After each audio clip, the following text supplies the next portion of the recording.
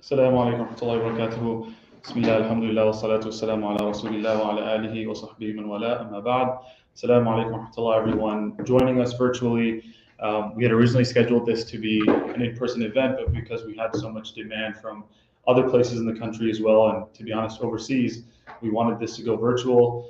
We're excited to bring this seminar and training for you all.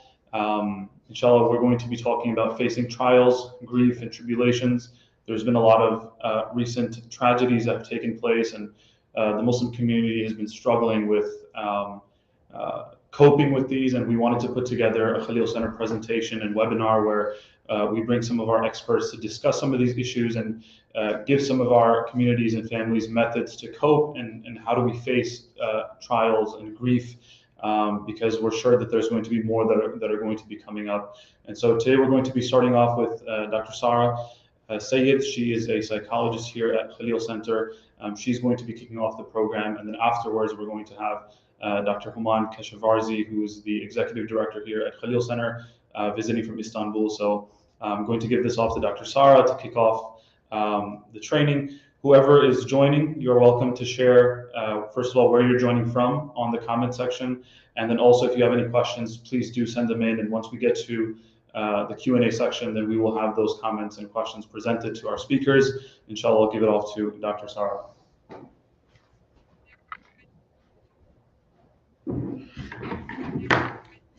Assalamu alaikum. Jazakallah khair, Abdullah, for the introduction.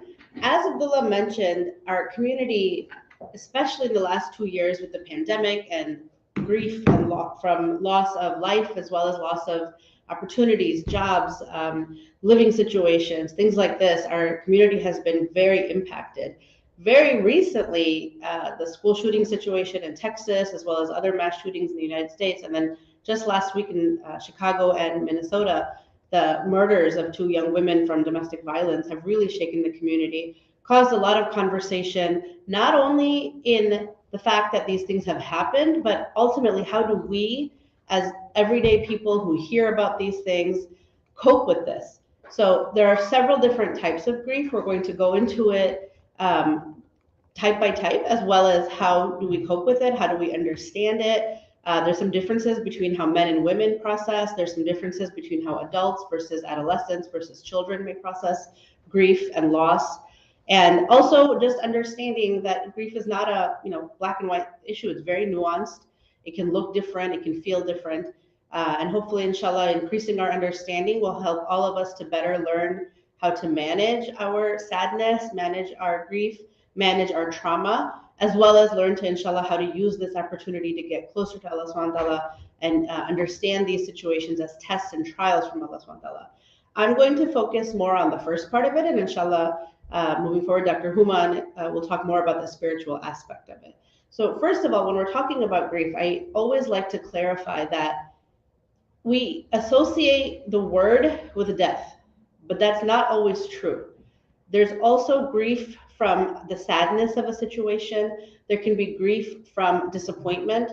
There can be also grief from loss of a hope. So it's not necessary that someone died. Sometimes the hope you had for something is finished. Sometimes understanding that something didn't work out that you were trying for. But also there's something called secondary grief, where it might not necessarily be that you experienced the loss, but someone you knew experienced a loss, or someone you were close to experienced a loss, or even the concept of experiencing a loss almost just out of compassion. So for example, with the school shooting situations, many of us, alhamdulillah, have never experienced something like that, but we hear about it and we see it. And you can see, especially with the nonstop media coverage, you can see families huddled together, emotional, crying. You saw really graphic scenes of children running out of the school, a lot of testimonials from physicians who were treating the children. Even if you never knew a single person in that situation, we can still feel grief from watching that. And many of us automatically put ourselves in that situation. So particularly, I can speak as a parent, it's the scariest, most terrifying thought, but sometimes immediately your mind goes to, what if that had been my child? Or what if that had been, if I had been there? Or even as a neighbor, as a friend, the idea of what would I have done if I had been there? How would I have managed that? That's also a type of grief. So it's not necessary that you personally experienced it.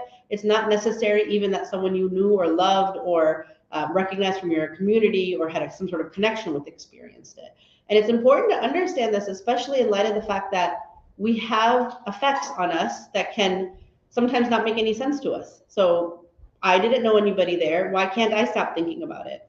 I didn't know anybody there. Why do I feel nervous dropping my kids off at school? I've never experienced anything like this. Why am I anxious lately? Or why am I restless? Or why am I having trouble sleeping? And understanding that these are all part of how we grieve can help, inshallah, empower us to better be able to cope with those symptoms. So moving a little bit backward from that, we're going to talk slightly about the different types of grief, essentially. So first of all, there's like I said earlier, the actual anguish that you would experience after a loss.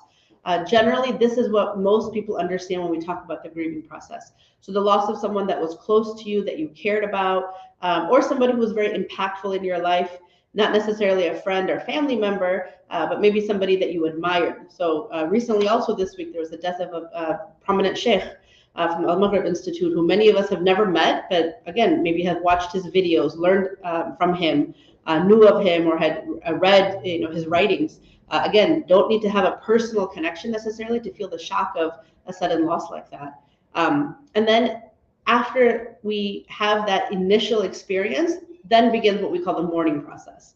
We culturally mourn differently. So culture to culture, people have an understanding of how they mourn, whether it's collectively, together, people visiting. So especially if you're had the loss in your home or your family, a spouse, child, parent, sibling type of situation, Muslims especially are encouraged to visit the home of somebody who had a loss, try to attend the janazah if possible, attend the funeral, take food over. Part of struggling with mourning during the pandemic, the last 2 years, has really been how limited people were, because this is how we know to mourn. This is how we know to cope. People sometimes feel overwhelmed with this helpless feeling of there's nothing I can do. I'm watching someone I care about. I'm watching my friend, my neighbor struggle, or my a loved one struggle, or somebody I care about. The least I can do is go sit with them, hold their hand, read Quran with them, take food to them, or offer to help with their chores, take care of their children. And the pandemic really messed with that, essentially. Like, all of us were left even more helpless because you can't visit. Sometimes you can't attend that janazah. There were a lot of situations, especially in the beginning, where people were asked not to come, or very limited people were allowed to come. Even today, with the rise of numbers up and down, it's kind of unpredictable when there are situations where it's safe to go and when there's not. And so out of caution, people are trying to be careful, keep each other healthy, but then that means you can't connect in that way. And that makes the mourning process very complicated, because if we can't do what we know to do, then what do we do with it? And we do encourage people to try to recognize that, yes, you're struggling, read Quran, make dua for the person, try to talk to them, keep in touch with them, but often missing that physical connection of being able to hug someone, hold their hand, be physically present makes it much harder. So it's also important to recognize that that's going to be impactful to you. On top of that, mourning process is different for people in terms of how long it may take. For some people, it could be days that we think about, I'm not really in the mood to do anything, or I feel sad or emotional, but sometimes it could be weeks or even months. It can be very much based on what your relationship with the person was and how they passed away, but it could also sometimes just be how you personally cope. Some people cope by getting busy, by being active, by doing things, and it helps them feel productive. It helps them feel like they made a difference, versus being emotional or touching their feelings, tapping into their feelings. That can be confusing. Oftentimes people will come to me therapeutically requesting that I think something's wrong because my father-in-law passed away and my husband hasn't cried, and there must be something wrong with him. Maybe, but not necessarily. Not everyone mourns that way. Sometimes people throw themselves into work. Sometimes people, especially Muslims, mashallah, will throw themselves into increasing their ibadah, increasing their charity work, trying to do sadaqah jariyah for their parents, fulfill what they consider to be, whatever obligations their parents may have left in the world, taking care of their debts. And that's how some people mourn. Some people really internalize and they think about it and they're feeling it, but not everyone's good at sharing. A lot of us come from cultures where we don't necessarily know how to talk about our feelings. Men versus women. Women just generally tend to be more able to openly talk about feelings than most men. Not everyone, but sometimes it's harder for men to verbally talk about how I'm feeling versus I know what I'm feeling. I know, when I'm alone, when I'm, in privacy, maybe in bed at night or even in the shower, that's when I'll cry. But crying in front of people sometimes makes me feel worse, so I can't do that.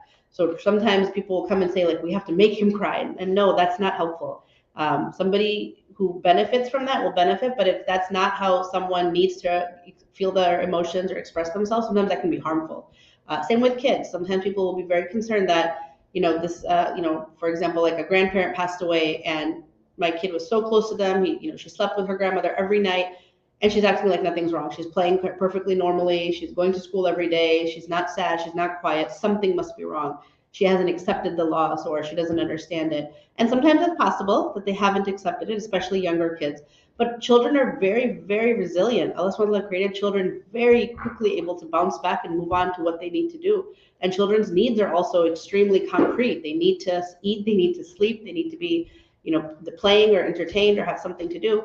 Sometimes they do need to break down and cry and be sad, and sometimes they don't.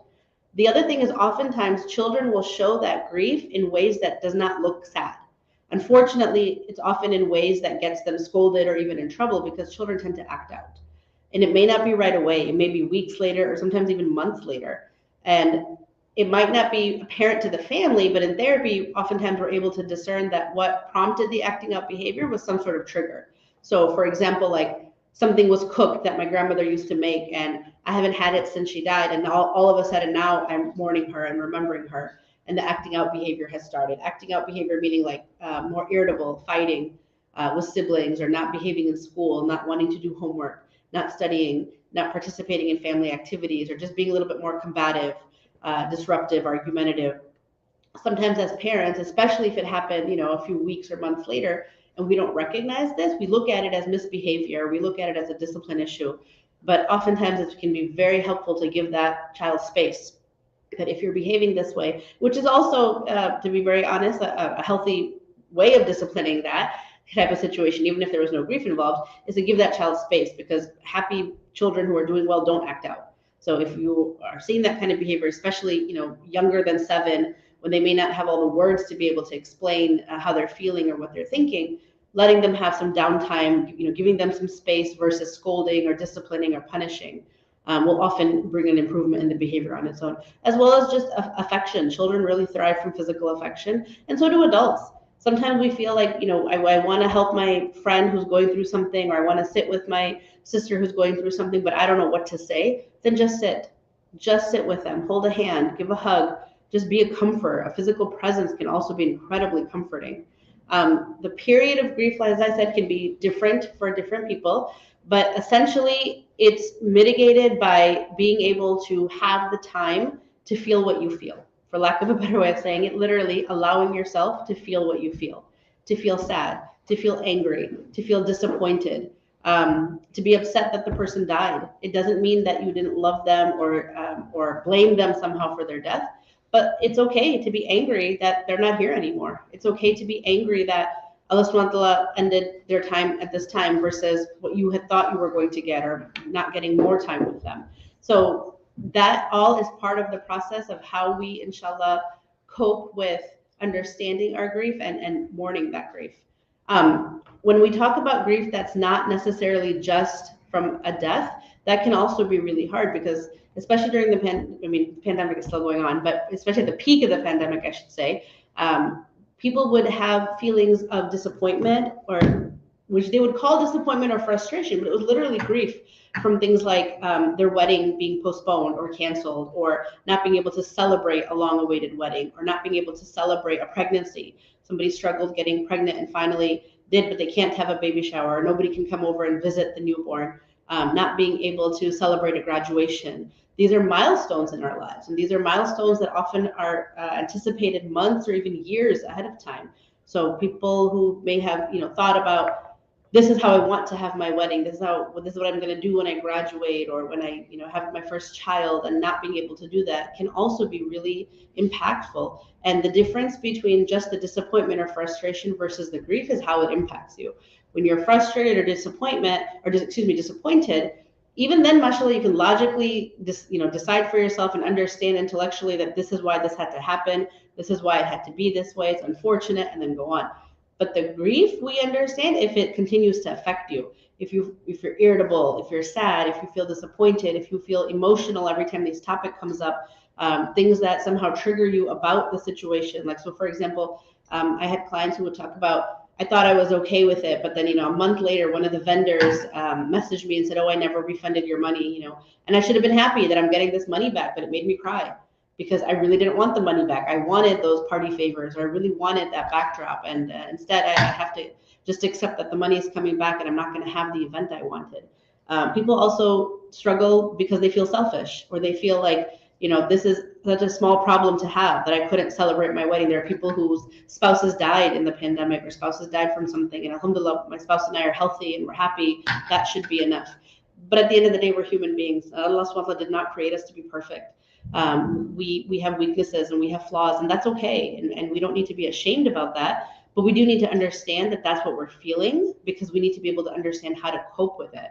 When we look at it as, oh, you're just cranky, you're irritable, you can't focus, you can't concentrate, you're not trying hard enough, you're not working, then we tend to have punitive thoughts about that. Like, I need to really, stop, resting. I need to not do things that are enjoyable. I need to not engage in my hobbies. I need to just focus on my work, versus recognizing that this is hard for me right now because I'm struggling. This is hard for me right now because I'm really hurt and I'm really sad about this situation. And then inshallah, we can usually have more compassion, even for our own selves. Most of us are hardest on our own self. So that's that need for that self-compassion of taking rest, or giving yourself some space from the situation, is extremely important. Some symptoms of grief are typical, that what often people will recognize. So for example, shock, sadness, crying, anger, even denial are all things that generally we understand. But sometimes numbness is very hard to understand. We see people being numb, and especially when it was something very sudden or shocking, and people get concerned, like, why isn't she crying, or why isn't there something more happening? Something must be wrong. But numbness is also a very normal grief reaction. Feeling very helpless, like feeling like nothing I do is going to help. Even things like, what's the point of me eating, or what's the point of me taking a shower, or what's the point of me putting this check in the mail that I was supposed to send? Like, what matters anymore, because this very scary or traumatic or tragic thing has happened. That helpless feeling is also a very normal way of experiencing grief. Another feeling that can cause a lot of pain is feeling guilt. Sometimes guilt about, why didn't I do more? Why couldn't I somehow have stopped this?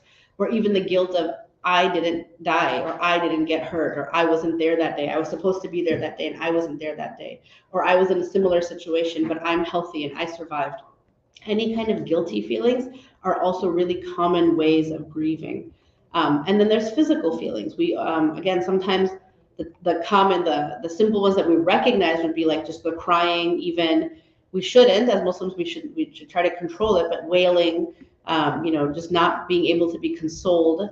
But loss of appetite is also a really common feeling that people recognize. But sometimes it could be nausea or stomach upset. Our anxiety is very strongly linked with our GI system. So when we're very worried, when we're scared, when we're sad, sometimes it's hard to digest food. It can make you feel nauseous. It can also cause constipation or even diarrhea. But a lot of that stomach upset feeling. And this is another really common one in kids. When kids are worried about something, that they may complain about, my stomach hurts, and there's nothing like physically wrong that a physician might be able to diagnose. Like, there's no actual ailment, but just the anxiety of the situation, or the helpless feeling, can bring that like almost knot in your stomach or tightness in your stomach, dizziness, headaches, muscle weakness, and a very, very common one is fatigue. Grief is exhausting. Grief can take a lot out of you. Even physically crying, often, which can sometimes be cathartic, but it can be extremely exhausting. People have very little energy, and people grieving, especially actively grieving, sometimes can sleep well beyond the recommended 6 to 8 hours that an adult should be sleeping. And just feeling like I have no energy for anything, I have no desire or motivation for anything, is really common. Some of the behavioral symptoms are, again, easy to recognize, or at least accept. The idea of sleep or appetite disturbance, that I either can't sleep or just can't get up. Most of the time we associate grief with not having an appetite or not having an interest in food, not really being able to taste food. Even people will say, even before COVID, not being able to taste food. Sometimes you'll see almost like an insatiable appetite, like just constantly wanting to eat. And sometimes people will describe that as trying to fill a void, like fill an emptiness, even to the point of making yourself sick. But both of those are normal ways of grieving, along with sleep. So extreme need for sleep, sleeping 10, 12 hours a day, 16 hours a day, even sometimes, it's not healthy. And if we really do need to be conscious of, if it's someone, yourself or someone else, that maybe 2-3 days at the most at that level, and then we really need to make efforts to get up, because that's not healthy for the body. Social withdrawal, loss of interest in things. The first few days or even weeks, social withdrawal is generally accepted. People understand that you're not going to be interested in coming to something or attending things that you had agreed to, but sometimes this can last for many weeks or even many months. And being aware that this is why you're doing it, because eventually if you do need to try and push, sometimes force yourself to get back into things. It may not feel the same, especially after a very significant loss of a spouse or parent or child. You're going to experience the world differently. Your world is different. Your world changed. The center of your universe literally shifted. So how you used to live your life, if you had one of those significant losses, is never going to be the same again. But that doesn't mean you're not going to be able to regain a sense of normalcy. It'll be a new normal, and it takes some time to get there. And then again, the more traditional symptoms of crying or agitation or even irritability. You see this in both men and women, but oftentimes it's almost predominantly you see, excuse me, not predominantly, it's oftentimes seen in men, like that irritation, irritability, getting angry very quickly, outbursts, anger, a temper. Even in a mild-mannered man who didn't used to get angry, especially, it may seem very displaced. But sometimes men have a very hard time being emotional with crying or sadness and withdrawing versus being angry, especially if they're in a position where they can't take time off.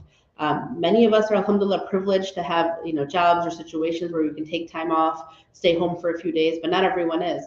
And alhamdulillah, some of us are privileged to have friends or family who can step in and help out with childcare or help out with household chores, but not everyone is. So if somebody's in a position where I don't have a support person, or I can't take more than a day or two off, or even that much sometimes off, and I have to force myself to work because my family needs to eat or because we have bills to pay and I have things to do, that can very much complicate the grieving process. And when you push yourself to do things like that, and you're doing it now with this level of responsibility, like this has to be done, I can't put it down, that can also be really emotionally exhausting and come out in short temper, come out in irritation, come out as frustration.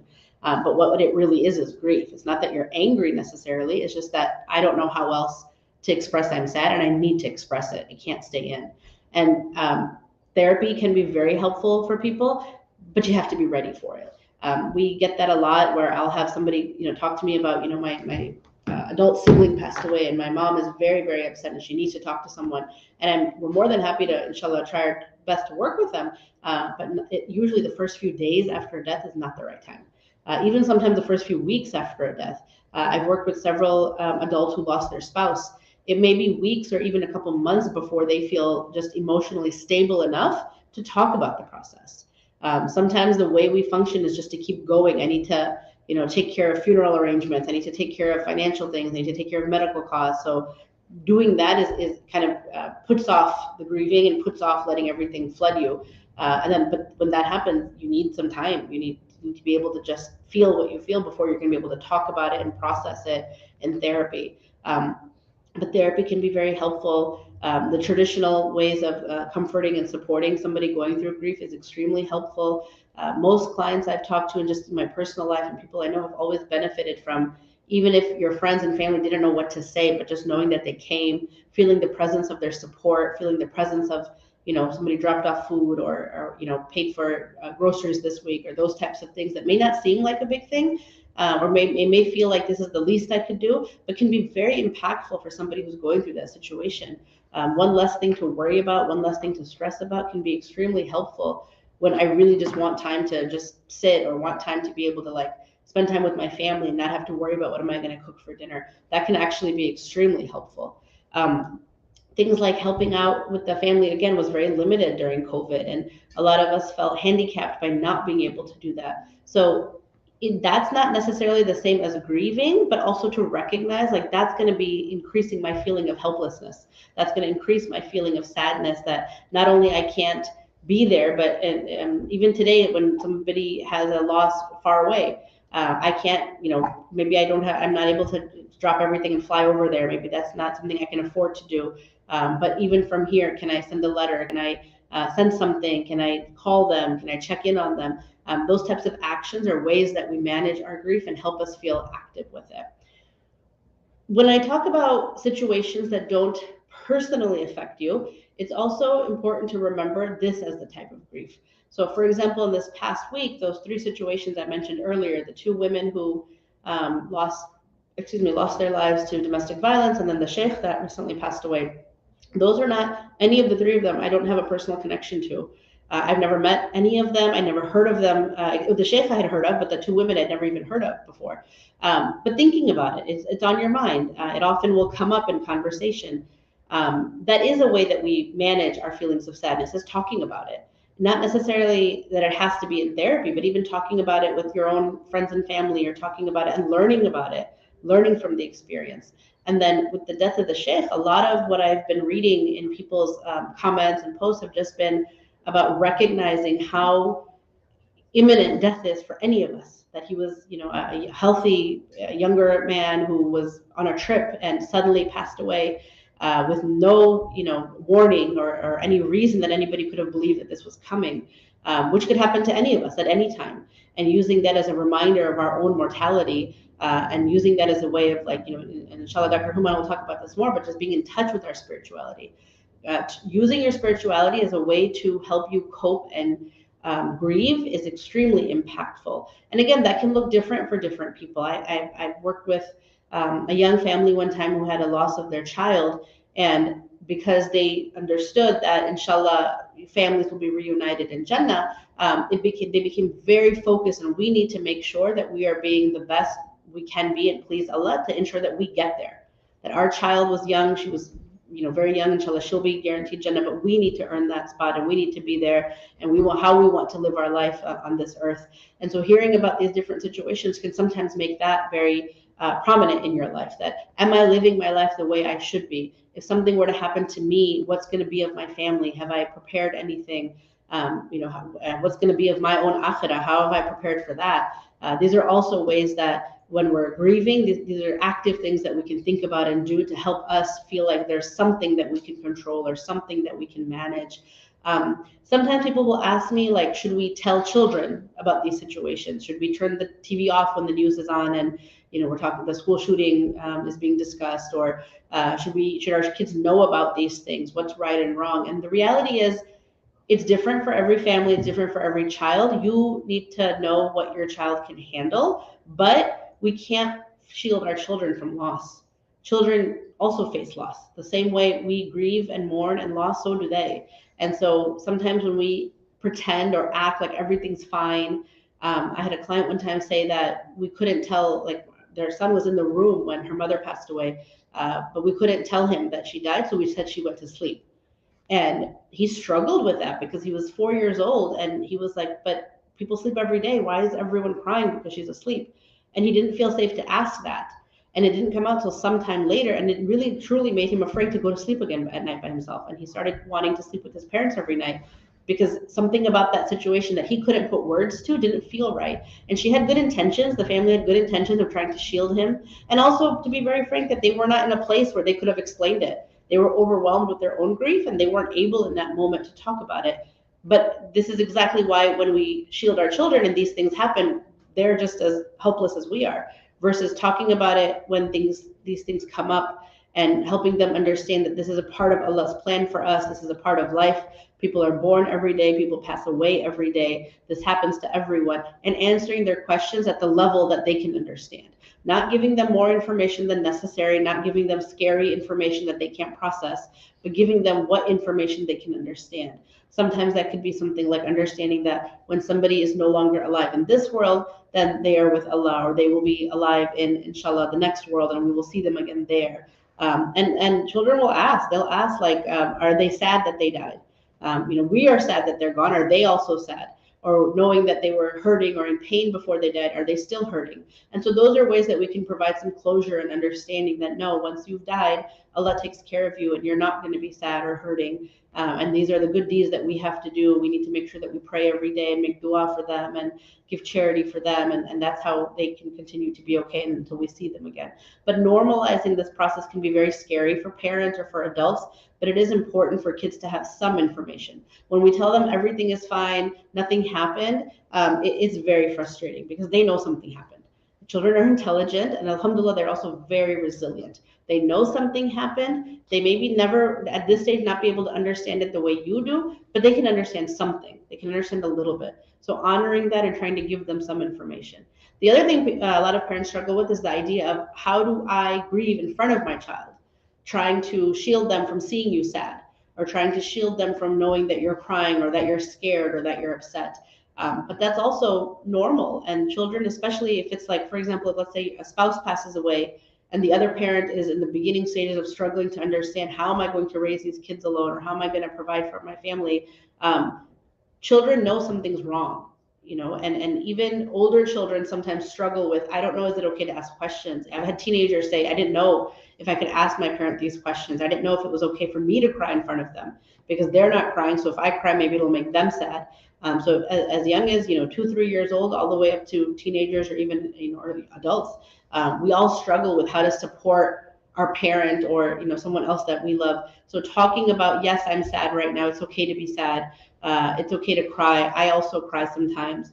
Or talking about, these are the things that, we miss about the person who passed away, can feel very cathartic. It can help bring it to a level that is easy to understand. These are the things we miss about this person, or this is how they used to do this. These are the things they used to say to us. What did we learn from them? What are lessons that they taught us? And just normalizing that conversation. Sometimes it becomes almost like a taboo subject, and we don't talk about this person that died, which makes it very scary and hard to process because did they do something wrong by dying? If I die, will I be in trouble? Will you all forget me and not talk about me? And children will think these things and not know how to ask them. So discussing it when you're ready, when you feel safe, sometimes with the guidance, whether it's of a therapist or with someone in your own friends or family or community that maybe has gone through something and learning how to. There's a lot of online resources, mashallah, about different ways of understanding and coping with these situations. But that really does help empower you and kind of make you feel a little bit more confident. But it's going to be scary. Even if you read all the articles, even if you talk to a therapist, it's going to be scary because it's a scary situation. There's just no way around that. It's going to be sad because it's a sad situation. And accepting that that's part of the reality of what's happening here is very, very important. And then ultimately, sometimes people have guilt that they don't feel sad anymore. A few weeks have gone by and I laughed at a joke, or a few months have gone by and I got invited to something and I got excited about going, and all of a sudden I get hit with this guilt, like, should I be excited? My spouse is not here with me. My child is not here with me. My parent is not here with me. My friend is not here with me. Should I be happy about this anymore? It's we're towards the end of July now, and next month, inshallah, a lot of kids go back to school, and I've heard a lot of families say, like, I'm excited for my child to go back to school, but I'm terrified also because we keep hearing about these shootings and these situations. And the truth is, we don't know what's going to happen when, and none of us knows when our time is written. It's not necessary that because there's a high number of school shootings that something's going to happen in every school. But it is terrifying. It's terrifying, it's scary, and it really makes us think. And people get afraid, like, should I be excited for back to school, or should I be, happy that my kids are going back, when there's these parents in Texas or in Connecticut or Arkansas or California or whatever state these things are happening in right now, they can't be excited, that can't be happy about it, that aren't going to get to see their kids graduate or aren't going to get to see their kids grow up. I feel bad that I'm doing this. And the reality is, Allah subhanahu wa ta'ala has chosen to keep us alive, has given us this life, and we aren't wrong for living our lives. We aren't wrong for experiencing what we experience. And there will come a time, it's not that the grief necessarily gets less, it's just that other things and other experiences will start to outweigh it. People ask this all the time, like, when will it hurt less? I genuinely don't believe that it ever hurts less when you think about a loss, but other things in our life give it context. So when we add more joy every day that we're alive, we have things to be grateful for and have developed more and more gratitude towards things and appreciation to things. It helps keep it in balance. are almost like I saw an example where the jar grows. It's not that the grief gets smaller, that the jar gets bigger. So inshallah, that is part of how we cope with it and accept loss. And again, it's one of the many mercies of Allah subhanahu wa ta'ala that He made us so resilient that no matter what happens or how painful or terrible it is, we are able to accept it at some point and we are able to continue living, because as long as you're alive, we have to live. So making the best of it, moving forward, continuing with our life is one way to honor the people who have passed, and honor especially, whether it's situations or people or something that we were close to that is not there anymore. But transitioning from this topic onto, again, as I said, Dr. Human will be here next to talk about the spiritual aspects of mourning and grief and loss. So Jazakallah khair for joining us today.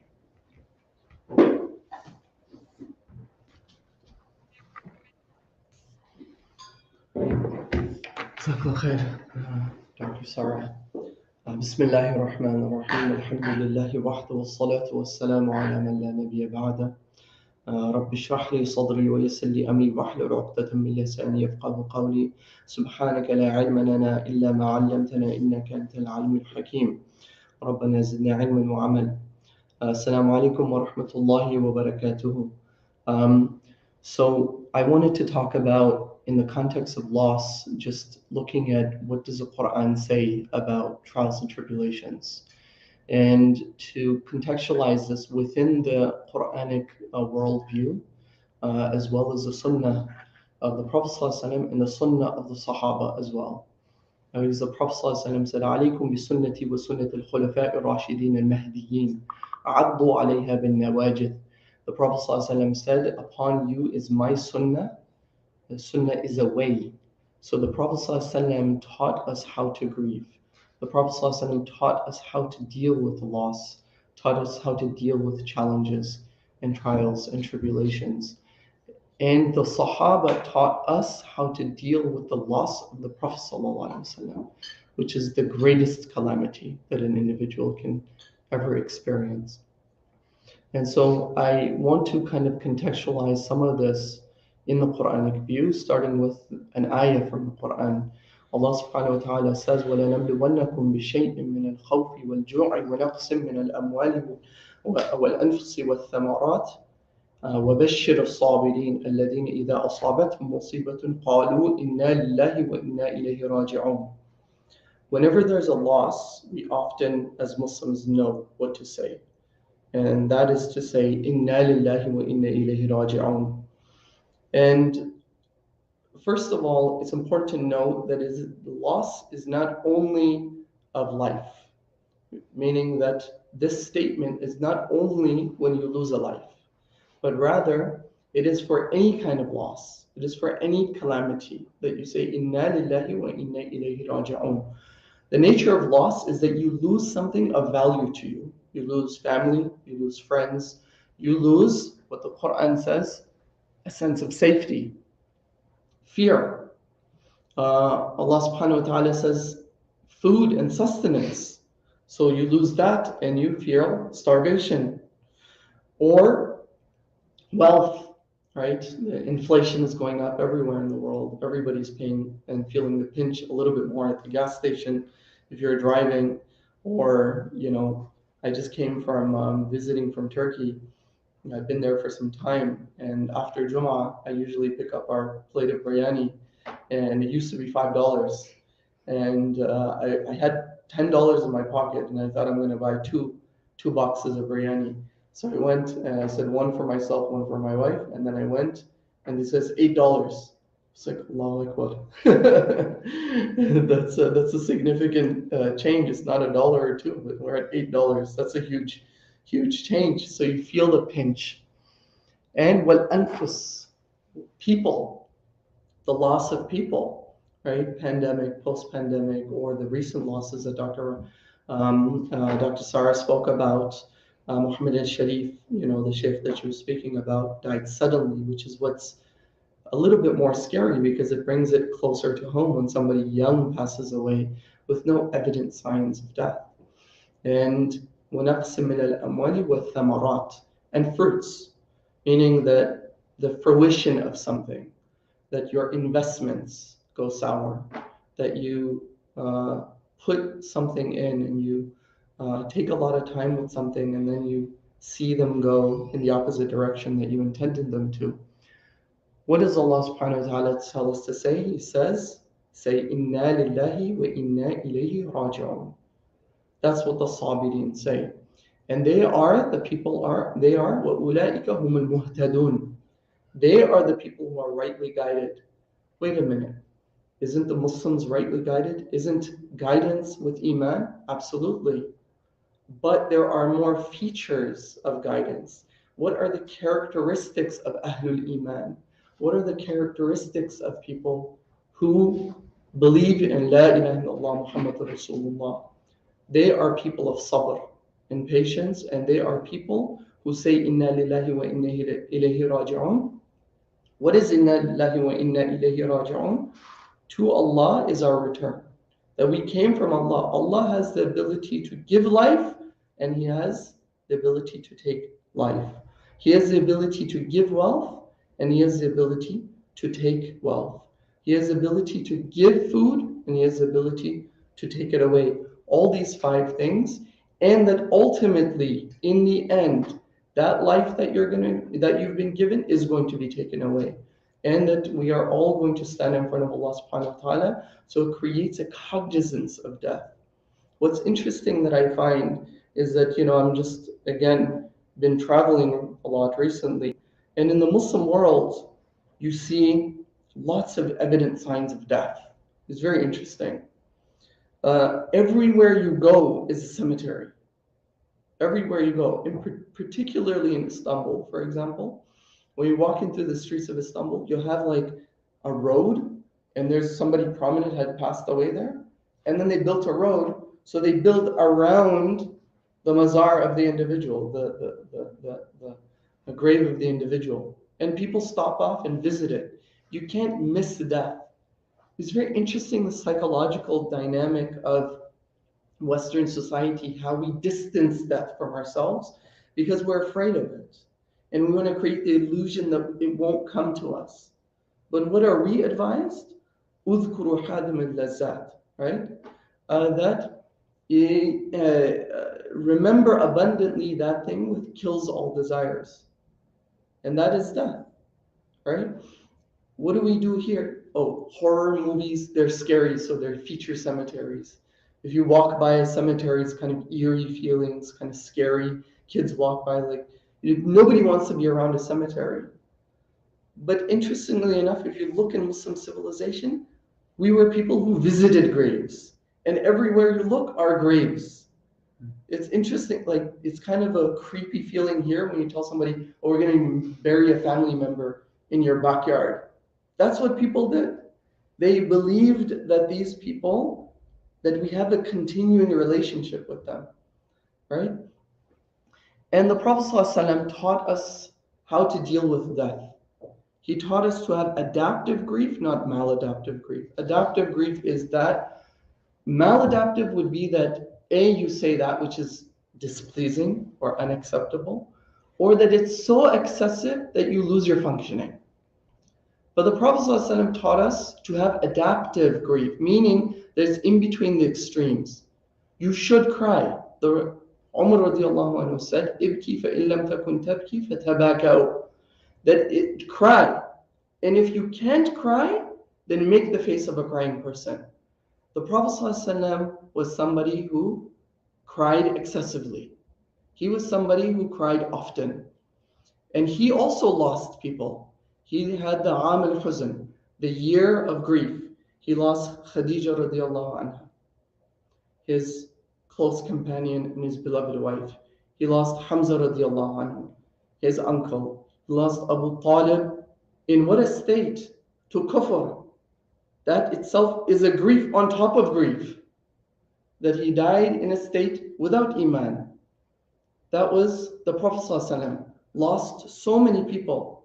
The Prophet ﷺ lost the majority of his, all of his children basically died in his lifetime, with the exception of Fatima radiallahu anha, who died shortly after him. So he buried all of his children. And when he was burying his child, Abdurrahman ibn Auf was surprised. He says, "Wa anta ya Rasulullah?" You're crying? Why are you crying? Don't you know? He's thinking, don't you know that there's reunion in the akhirah? Don't you know that there is sabr?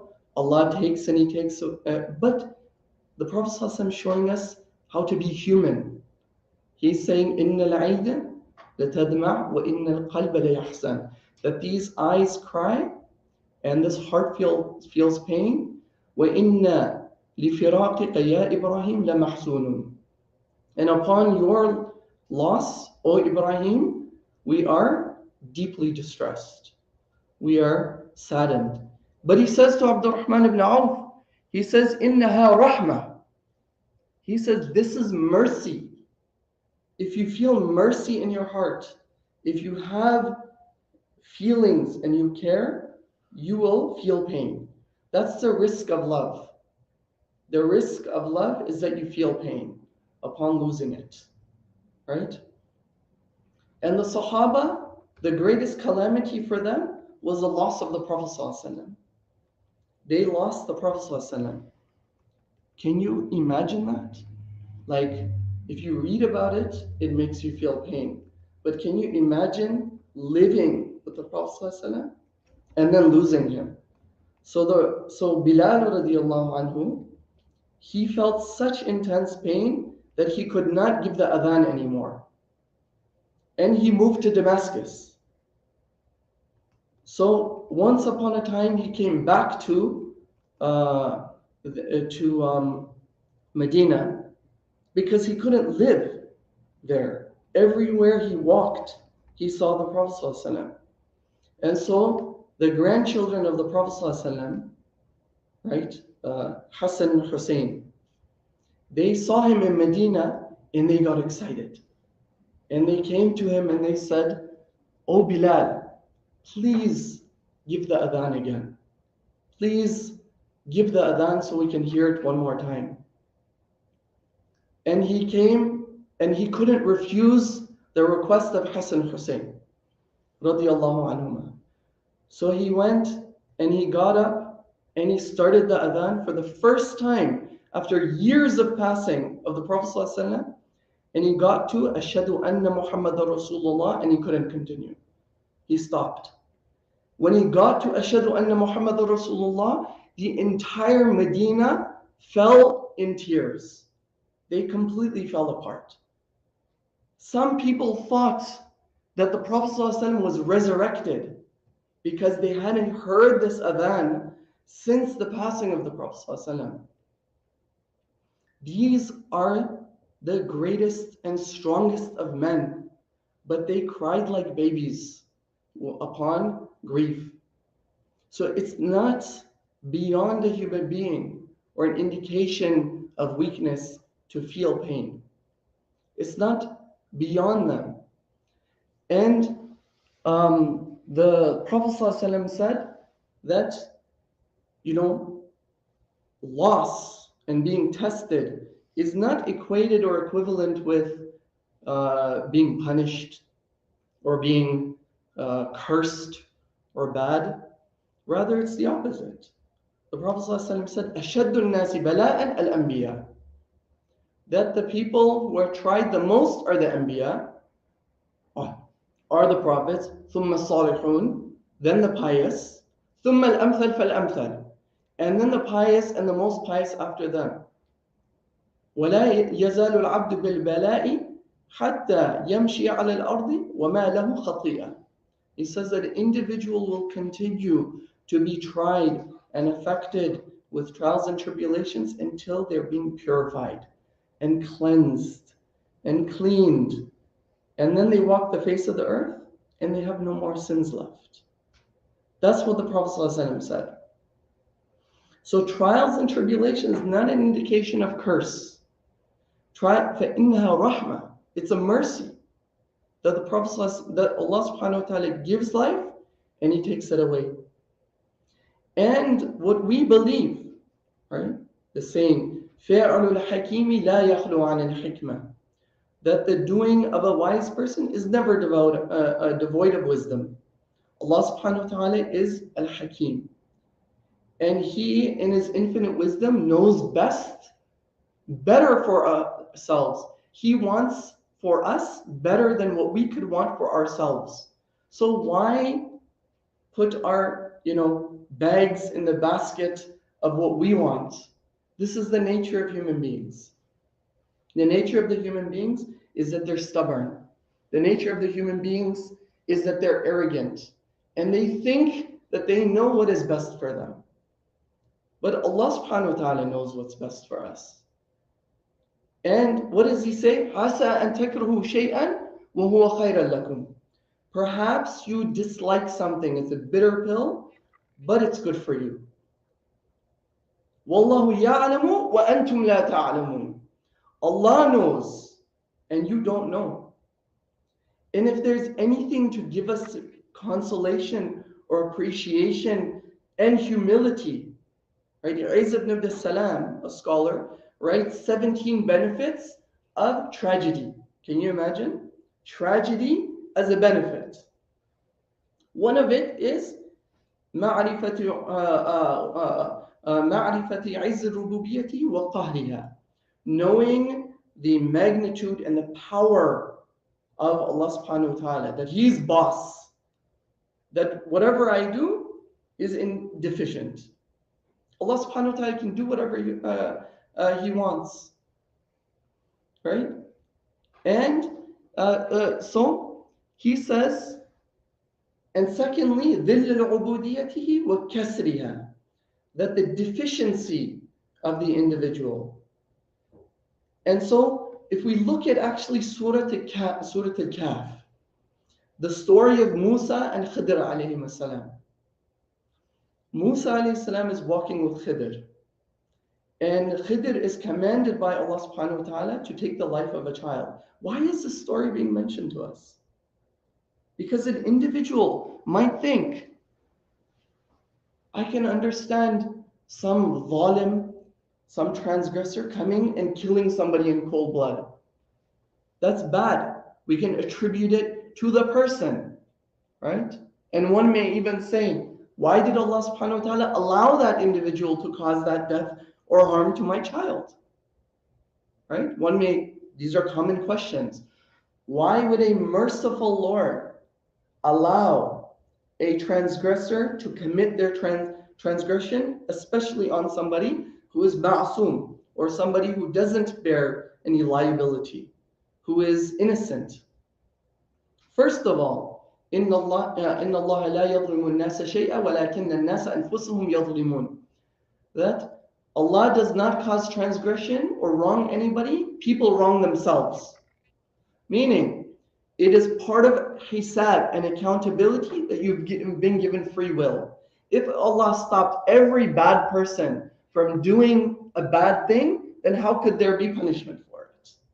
This is Dawr al-Ibtila, right? Dawr al-Imtihan. This is where you have the ability to do good to people. You have the power to do bad for people. But guess what? In a reverse, Allah subhanahu wa ta'ala does takhfif for the victim. What does Allah subhanahu wa ta'ala say? The madhloom, beware of their dua, because their duas are accepted. And some of the scholars say, even if they're not Muslim. That's the power. That's how much mercy Allah subhanahu wa ta'ala has. That's how much patience and forbearance He has, that an individual will basically do kufr of Allah subhanahu wa ta'ala, and He will still have mercy on that victim. The second thing is an individual may say, but what about if it's just caused just like that? Somebody loses somebody to cancer, sudden death, vehicle accident. Well, there's no evident, wrongdoing that's done. Why would that happen? Why would a merciful Lord allow that to happen? This is when it goes back to the belief in the wisdom of Allah subhanahu wa ta'ala. This is our belief bil ghayb, iman bil ghayb, belief in what we don't see. That is what iman is. To look at a tree and to see Allah in it. To look at the clouds and to see Allah in it.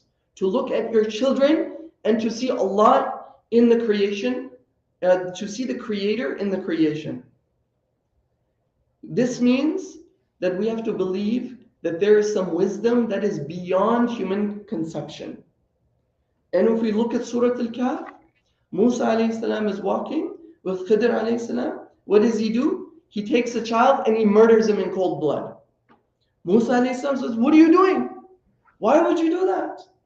But he was commanded. For what reason? To teach us. And later on, he says, I told you you're not going to be able to bear hanging out with me. But you have to be patient. And later on, I'll tell you why I did this. And Khidr alayhi salam goes on to tell him. He says, the reason why I did this is because this child was going to cause their parents to become a kafir. What greater calamity is there than losing your iman, right? And so an individual doesn't understand or appreciate why there's loss, or why death might happen, or why we lost something.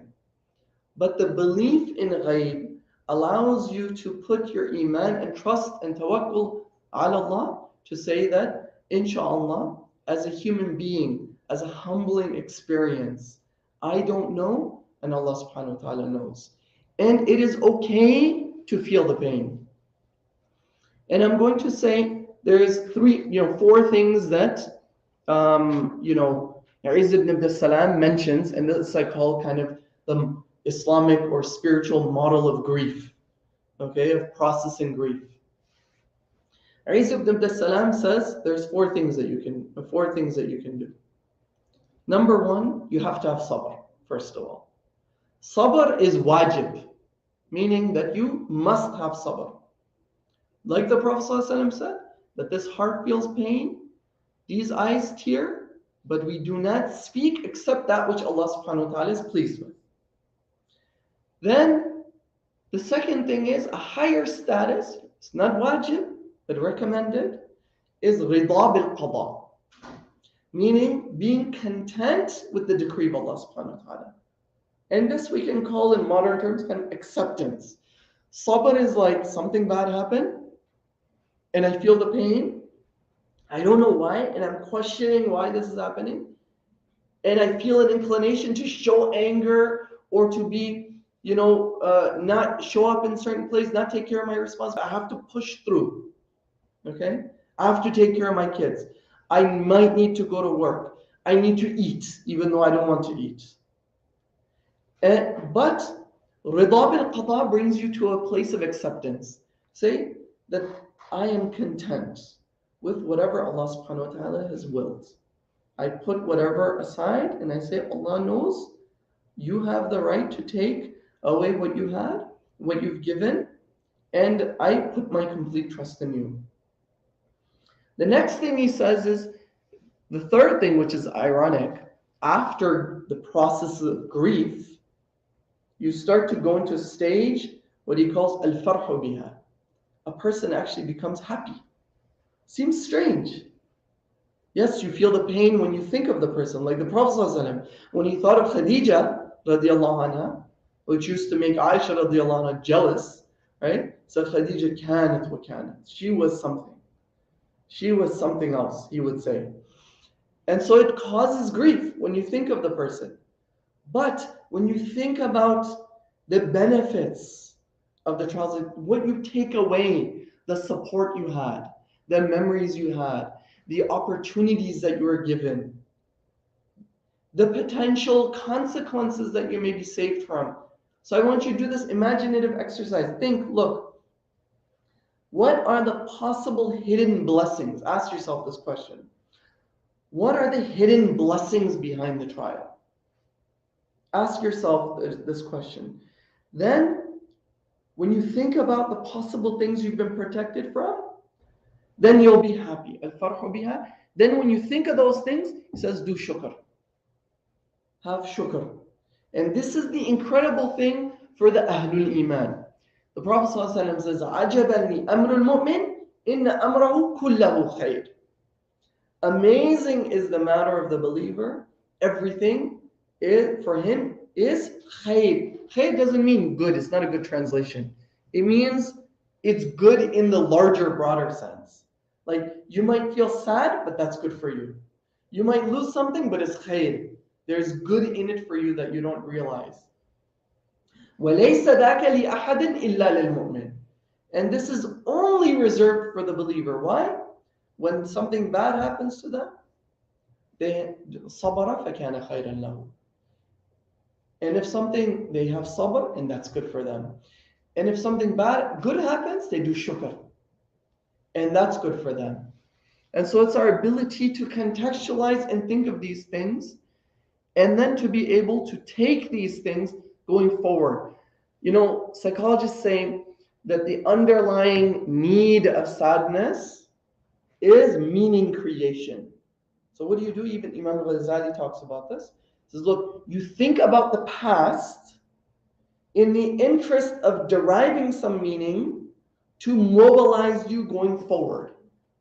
Right? Anas bin Malik radiallahu anhu spent 10 years with the Prophet ﷺ. And he said that there was not a single day that passed, and he lived to be past 100 years old, by the way.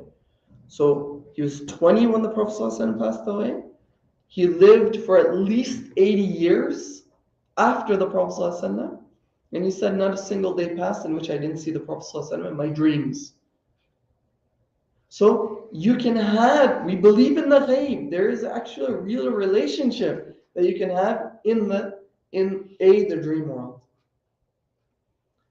But to think about what is it that the person gave me? What can I do in their name?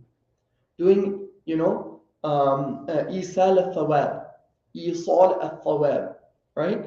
To do good deeds in their name, to give charity in their name, to build a foundation, to take away things that you learned from that individual. And these are the things to be able to take us forward. And to do continuous dhikr al-maut. I don't know if you've ever had this experience. Perhaps you have. But I would encourage that you partake in the burial process of janazas. Meaning, many janazas occur in our community, right? And people will just go to the masjid, offer the 2 rak'ah salah. Rather, not the 2 rak'ah, but the salatul janaza, right? Where there's no ruku or sajda. But then they kind of disappear. They don't know who it was. And we actually miss these opportunities oftentimes living in Western countries because the janaza happens inside the masjid and you don't really see this process a lot. Like the person, you might be way in the back and they just kind of take off. And in Muslim countries, oftentimes happens outside the masjid. And there's like, كُلُّ نَفْسٍ ذَائِقَةُ الْمَوْتِ. They'll have like a statement that says, everybody shall taste death. And there's the platform where you put the janaza, the body. So every time you walk by the masjid, you see death. Okay? And then you pray it and then follow it. Follow it. Because that process, the Prophet ﷺ said, I used to prohibit you from going to the graveyards because people used to do lots of shirk. But then he taught them how not to do that. And then he said, now I command you to go and visit the graveyards. Right? Follow it and watch the process and be a part of the process of lowering, if you can, or watching the process of being lowered into the grave and putting dirt on it. That every moment of that, every time you do that, that will be a transformational experience. You will not be able to look at life the same every time you walk out of there. That is the fa'idah, the benefit of dhikr al-maut, of doing dhikr al-maut. That doesn't mean we have to be these weird, like sad people that wear black all the time and, have like a down face. The Prophet ﷺ used to joke. Mutawasilul ahzan, the Sahaba said that he was somebody who continuously felt sadness.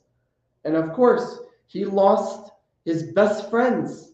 He lost his uncles. He lost his family members, his children in his lifetime. And he was worried about the iman of the ummah and the kufr of the kuffar, and he wanted iman for them. Of course he felt sad. But but one of the young Sahaba said, ما رأيت أحدا أكثر تبسما من رسول الله صلى الله عليه وسلم. I have not seen anybody smile more than the Prophet صلى الله عليه وسلم. The Sahaba used to be surprised. فإنك لا تداعبنا. You play with us. Like, it's strange because you're such a like, the role is serious, right? You know, sometimes we have this kind of feeling of religious figures are these very intimidating people. No, they're human beings, right? If you're in a position of power, whether you're a mother or you're a father or you're some leader of an organization or you play some role in your family, it's okay to be human. It's okay to cry. It's okay to laugh and to just be human with them. You know, that was the Prophet ﷺ, and he taught the perfect balance for us, right? And he said, وَإِنِّي لَا أَقُولُ إِلَّا الْحَقِّ. Meaning, he didn't joke out of order. He didn't make fun of people. He didn't break people's hearts. He didn't insult them. He didn't say lies when he was joking, right? But he played. He gestured. He messed around with the Sahaba, despite the inner pain that he felt. So that is just a display of functionality, of being able to move through life and being able to still be functional and present, meanwhile still carrying a certain degree of grief. So I pray that Allah subhanahu wa ta'ala give us the tawfiq to be able to take meaning out of loss, to be able to think of death and prepare for death before it hits us. I pray that Allah subhanahu wa ta'ala protect us and our family members from sudden death, from a death that we didn't anticipate. And I pray that Allah subhanahu wa ta'ala allow us a death on Iman and allow us to be buried in the city of the Prophet sallallahu alaihi wasallam. Wa akhiru da'wana and alhamdulillahi rabbil alameen. Can we give a minute for questions? Would you like to?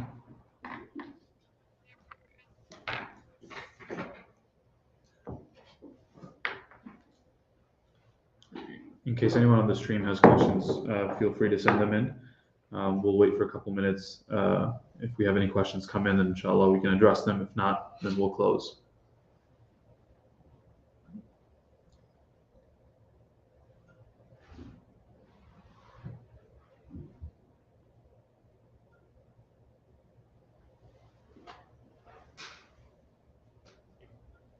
Do you have anything? Yes, I have a question. Please. So this incident, latest one, the death in Chicago. So I mean, what caught my attention was of feeling guilt with grief, right? So I was talking to one of my friends, and he was talking about that, like losing his own brother to suicide, and then this one, and did is feeling guilty. So, and I have heard that a lot of time, right? So what's and you were talking about meaning or sadness, right? So we have feeling guilt and sadness. What are the things that we can do to get some meaning out of it? Like, what are the practical advices?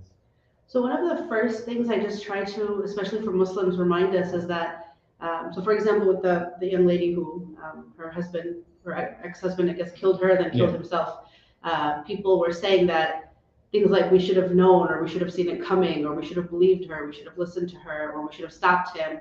And the reality is that these are lessons we can use for next time, but if their death hadn't been written that way, it wouldn't have happened. Meaning if we had that kind of power, if we were supposed to have done something, we would have. So there is some need to trust in the plan of Allah subhanahu wa ta'ala that this is how this was meant to be, as tragic as it is. This is how her death was written for her this way. But to learn from that experience, what can we do with that now? How do we better understand? So for example, with that specific topic, how do we better understand domestic violence? How do we better understand suicide? How do we better understand what is a threat, or what is a risk, or how to take it seriously, or what to do about it? And genuinely being open to the idea that for many of us, even including us, like there's a lack of knowledge sometimes, and being open to learning about it and listening and understanding how these dynamics work is a way that sometimes people cope from the death. That's different from necessarily making meaning from it, but it can help people feel like, okay, now I have a little bit better idea of what does it mean when somebody's saying that they are scared for their life, and maybe it's literally true, maybe it's not, but how can we support them? Or how can I feel like I did something to help this person? Does that make sense? Yes. No, I think guilt is adaptive to the degree that it allows us to do something.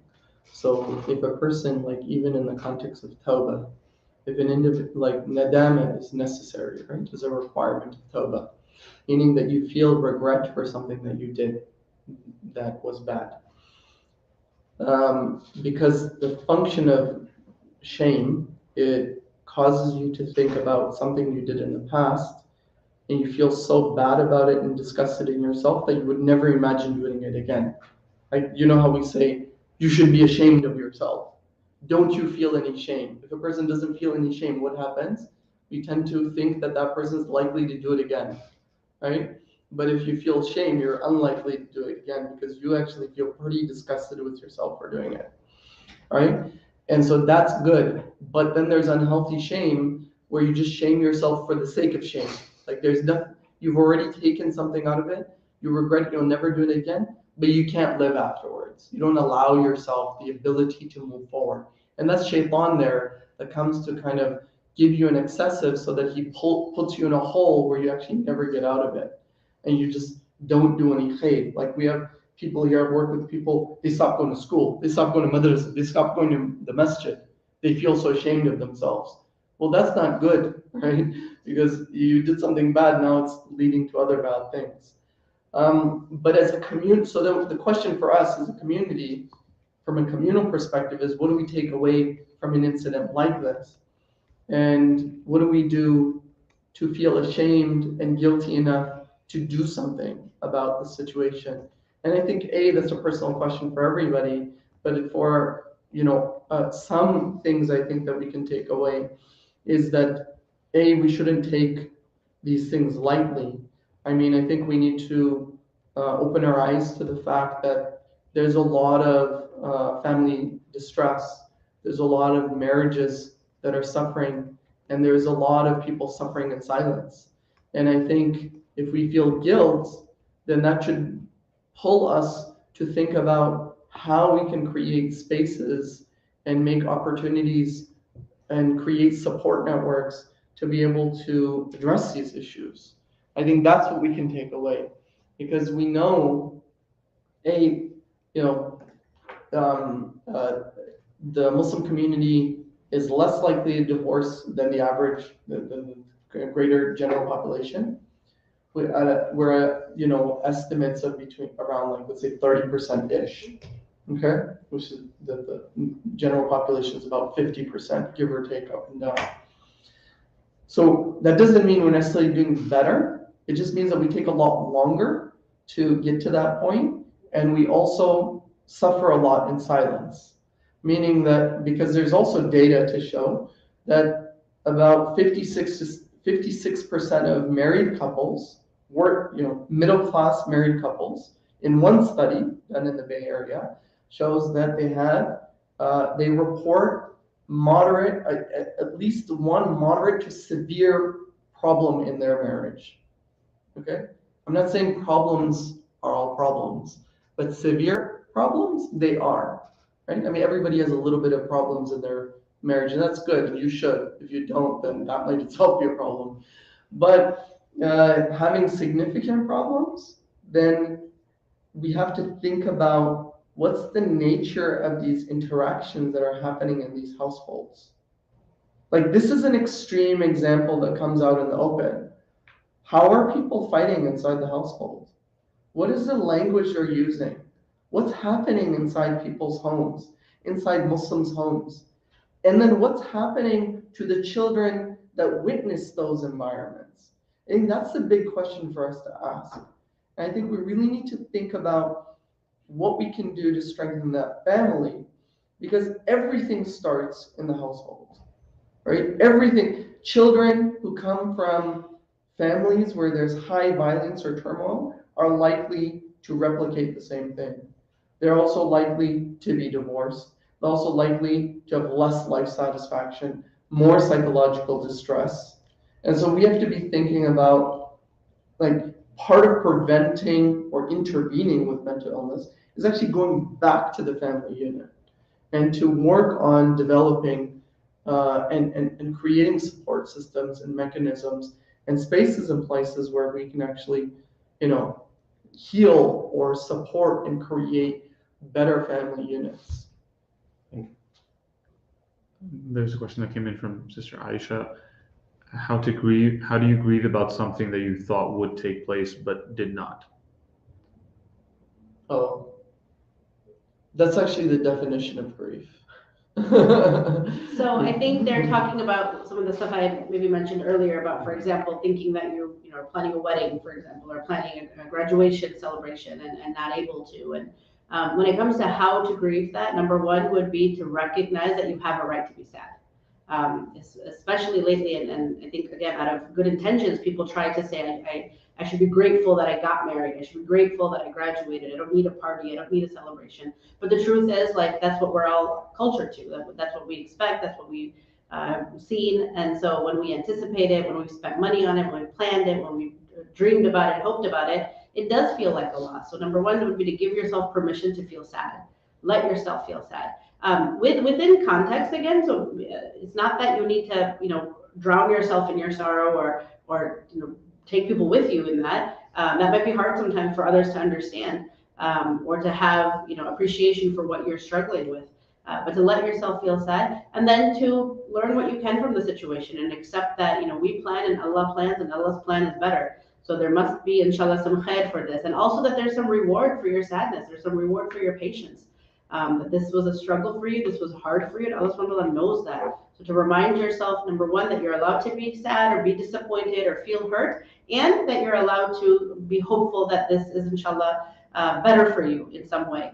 And then in a little bit more practical way, it's not the same, but planning something later, planning something at another time, planning something on a smaller scale. At the height of the pandemic, having for example, a Zoom party or a celebration in some way where people who are not able to be present together physically are still able to be supportive and show their love or appreciation. And again, even with that, I've had people say, people will ask me, like, you had your wedding and nobody could attend.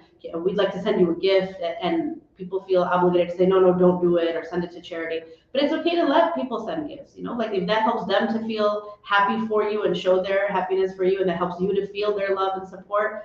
Those are very practical, kind of simple ways that we can allow ourselves to heal from that disappointment. But disappointment can hurt, and disappointment takes time to heal from, and allow yourself that.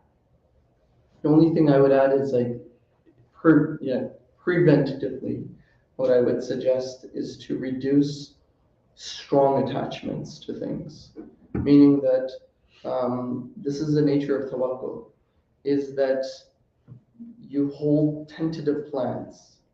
Hold your future tentatively, leaving room for the signs of Allah subhanahu wa ta'ala and divine intervention.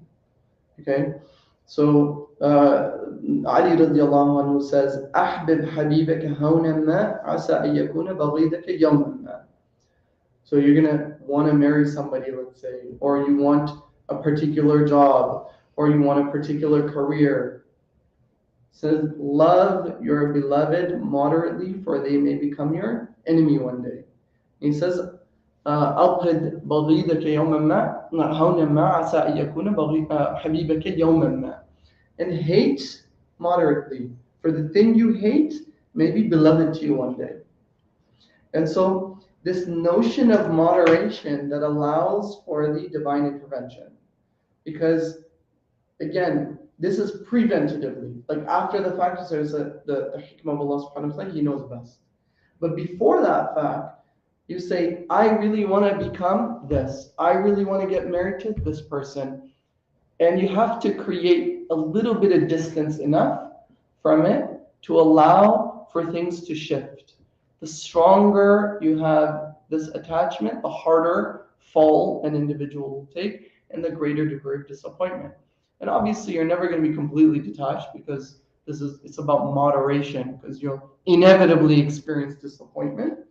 But you want to make sure that you hold your plans tentatively, meaning make your plans. I'm saying don't plan, that's another extreme. Make your plans, but hold your plans tentatively. Sister Sarah Ahmed asking, how do you know when a child needs therapy when there was a loss? So some of kind of telltale signs, I would say, that they're having trouble with it would be any kind of regressive behavior. Things like not being able to sleep. Like, for example, a child who has been sleeping on their own in their own room, in their own bed, not being able to do that anymore. Loss of like interest in hanging out with friends and doing things that they used to.